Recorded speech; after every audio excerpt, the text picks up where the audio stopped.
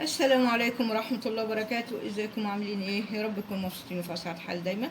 ربنا يفك كربنا وكربكم وكرب المسلمين في كل مكان ويشفي مرضانا ومرضى المسلمين.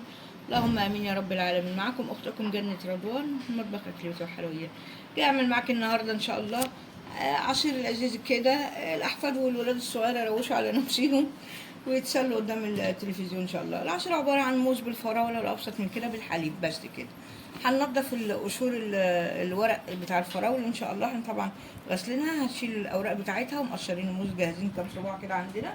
وبعدين ان شاء الله هرجع لك 45 حبايبي. حطينا قطع الفراوله والموز. ادي السكر يعني زي نص كوب. عايزه تحطي عسل حطي، عايزه مثلا تحطي سكر دايت، لو بتعملي دايت حطي براحتك يعني. هنا الحليب بتاعنا رتلي بسم الله عشان نضرب بيه. الحاجات دي مغذيه جدا لاولادنا الصغيرين عشان يبنوا جسمهم باذن الله. طالما مفيش مفيش لحوم وفراخ غاليه على الناس، طيب نعمل اي حاجه بديل، مش مشكله برضه والله. بنجيب هنعمل ايه؟ يلا كده هتوكل على الله، هخلطهم ان شاء الله وهرجع لكم نقدمهم مع بعض باذن الله.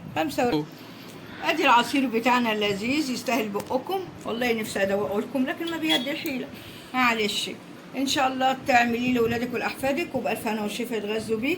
يا رب تكون مقاديرنا يسعدكم ويكون نور رضاكم. تنسوناش في اللايك والشير والاشتراك في القناه، فضلا منكم وليس امرا. دعمونا جزاكم الله عنا كل خير، علشان قناه البسطه المتواضعه بتاعتك تكبر وتنتشر. وادارك اجي لكم بكل جديد ومفيد وبسيط وشهي. انا اتبسطت معكم اختكم جنة رضوان.